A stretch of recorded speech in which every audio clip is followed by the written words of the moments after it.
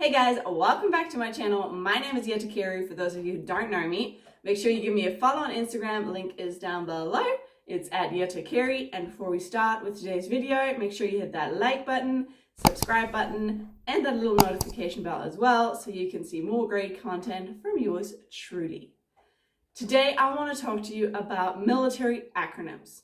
When you enter Military Spouse Live, you will be hit with acronyms left, right, and center, and you will have no idea what your husband is even talking about. So today, I want to give you 10 military acronyms to start off with. Just FYI, I do say husband because that is the case for me. Obviously, you might have a wife or a person that otherwise identifies. Please don't take any offense in me saying husband. I am including everybody, of course. So, number 1, Milso. That is probably you. Milso stands for Military Significant Other. So it's your boyfriend or the service member's boyfriend, girlfriend, fiance, wife, husband, whatever your relationship might be labeled as. That's what Milso means. Military Significant Other. Number 2, DES. Defense Enrollment Eligibility Reporting System. That's where you need to be enrolled once you enter Military Spouse Life. Okay, so your husband needs to enroll you in that first and foremost. Anything that you are eligible for, I'm gonna go with that, it runs through DES. So TRICARE, your military health insurance, access to shopping at the commissary, the PX, etc., etc. You need to be in DES, otherwise you can't do anything. Number 3, EFMP stands for Exceptional Family Member Program. So when you enter Military Spouse Life, you have to go through an EFMP check at the clinic. And basically they just make sure that you do not have any conditions or disabilities that may impact you throughout your husband's military career.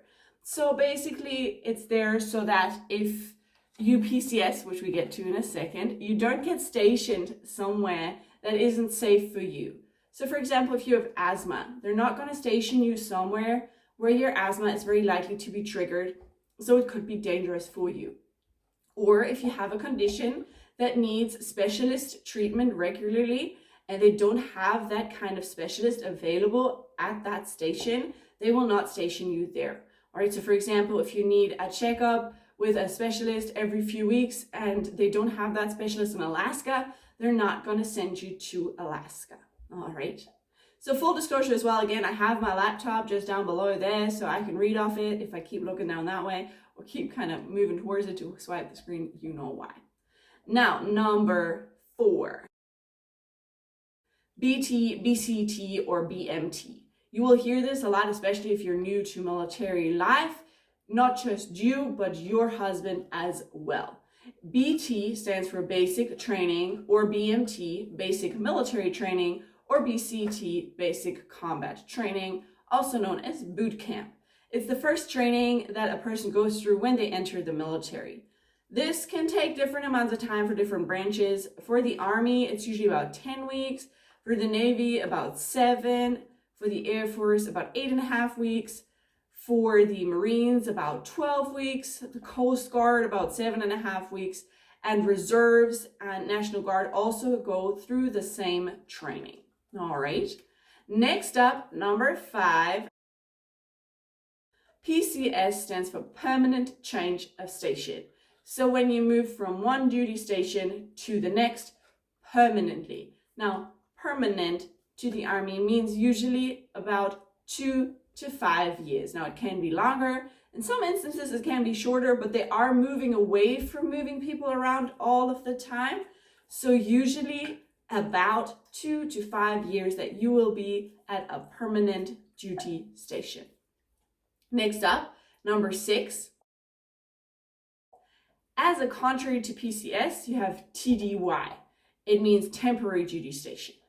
So it's basically when your husband goes for training, school, anything like that, where he is short term. So from a couple of weeks to a couple of months, but it's not his permanent station, TDY.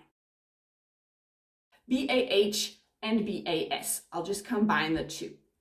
BAH means basic allowance for housing. So it's the amount of money allocated to your spouse for housing, for you, him, and your family. All right. Now, if you live on post, he will get that allocation, and then the Army will take all of it away again. Again, I say Army because that's the case for my husband. Goes for all military branches. All right. So then if you get the option to live off post, and let's say they give you $1,000 BAH, but your rent and utilities is only $800, you get to pocket that extra $200. A BAH is the amount allocated to the military service member for housing and utilities. BAS then is basic allowance for subsistence. So it's the amount of money allocated for your service member for food. It's only married service members that get this. Single service members do not get this because they get access to the dining facility, which is also shortening, which I will mention in a different video. BX or PX, base exchange or post exchange. It's a mall-like store that basically sells anything and everything. You can get snacks, clothing, household goods, electronics, baby things, outdoor things. You know, whatever a mall would sell, you can usually get it at the BX or PX. CONUS and OCONUS. CONUS stands for Continental United States, OCONUS outside of Continental United States. It's a differentiation between duty stations. So if you're stationed anywhere within mainland United States, you're CONUS. If you're stationed anywhere outside, you're OCONUS. That includes Alaska and Hawaii, but also includes, Japan, Germany, Italy, anywhere that's outside of the mainland United States. And our last one, DOD and SSN. I'll put them together because you often need them together. So DOD stands for Department of Defense. You have a DOD number as a spouse. It is on your military ID. Your husband obviously also has one. That is not on your ID, and you will need it. So remember your husband's DOD number. And same for his SSN, Social Security number. You will need your spouse's Social Security number all the time. So make sure you remember it. Remember your spouse's Social Security and DOD number. Well, thank you very much for watching. I hope my dog chewing on his barn in the background isn't too much and you can't hear it too much. It's quite annoying me right now, but oh well. So thank you for watching. Again, make sure you hit that like and subscribe button below and the little notification bell. Also give me a follow on Instagram @YetaKari. Link is down below. If you have any questions, ideas of what kind of videos you would like me to film, pop some comments down below, and I'll see you next time.